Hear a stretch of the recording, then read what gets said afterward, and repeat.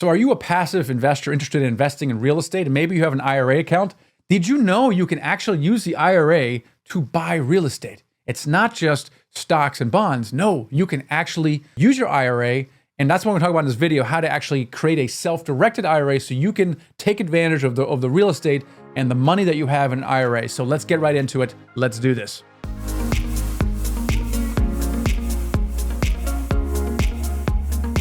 Hey, my name is Michael Blanc, and I help people become financially free with real estate. And I was at a meeting with one of my neighbors, this was a while back, and I was kind of educating him on investing in real estate and apartment building syndications.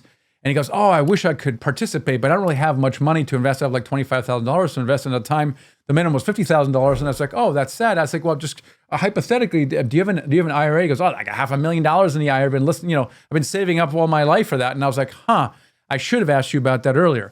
Because maybe you're in a similar boat. You're like, man, I wish I could buy some real estate, some rental properties, but I don't have the money to invest right now. But you can actually use your IRA to invest. And the solution on how to do that is called a self-directed IRA.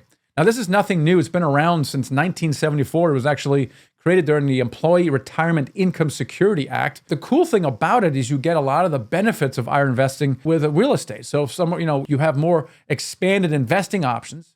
Because with a regular IRA, you're limited to only publicly traded securities like stocks and bonds. A self-directed IRA allows you to invest in alternative assets like real estate. You can still take advantage of the tax advantages. Everything that grows inside that grows tax-free, and that's pretty cool, right? Through a Roth IRA or a traditional IRA, you can use both of those. You can self-direct either of them, and that's pretty neat.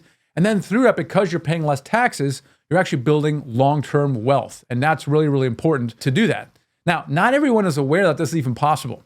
And this is what I'm telling my story to my neighbor. And so I want to kind of dispel this a little bit and kind of show you how you can do that, what some of the gotchas are, and how you can get started as well. So as long as you have an IRA, okay, Roth or traditional, you can do this. You can self-direct an IRA. You can't use a current 401k. If you're currently employed, you can use previous 401ks that have been rolled over an IRA. You can self-direct those. You just can't do it with a current 401k with your current employer. That's the only limitation. But this is how you do it, right? You open up an account. Just Google self-directed IRA custodian, and there's a number of good ones out there, and you just check them out and sign up with one of them.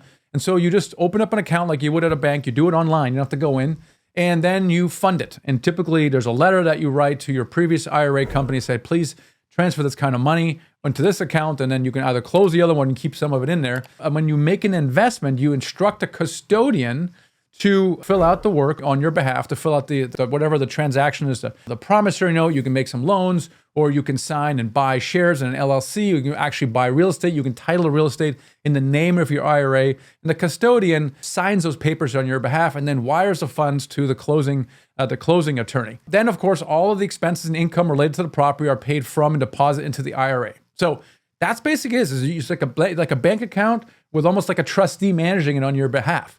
Now, there are some rules that you have to pay attention to. So, for example, there are some prohibited transactions like self-dealing or benefiting personally before retirement, because you can't take distributions before retirement, right? So, for example, paying yourself, some rental income. No. Rental income's got to go back into the IRA account. You can't buy and sell property involving what they call disqualified persons. These are lineal ascendants or descendants. You can't provide goods and services to the IRA because, again, you benefit directly for them before retirement.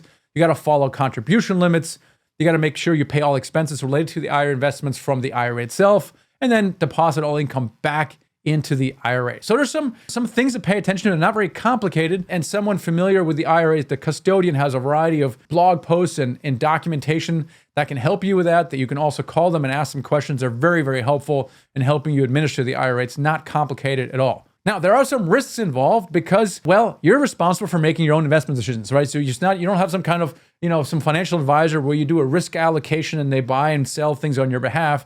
You are now making your own investment decisions. So, okay, that's fine. It also gives you much more flexibility as well. So how to get started, just Google self-directed IRA custodian and sign up and create that account. So as long as you have an IRA account, Roth or traditional, you can invest in alternative investments like apartments and other real estate syndications. And it's pretty neat because you can now defer taxes and in some cases can be completely tax-free. Now, we as Nighthawk Equity specialize in apartment syndications, and we want to become your trusted source of quality real estate syndications. And we'd love to help you set up your self-directed IRA if you have that, so you can begin passive investing in multifamily real estate so that you can get cash flow and you can take advantage of these tax benefits and build generational wealth. If that's something you want to pursue, let's schedule a call so we can make that happen. The link is in the description below. We'd look forward to speaking with you.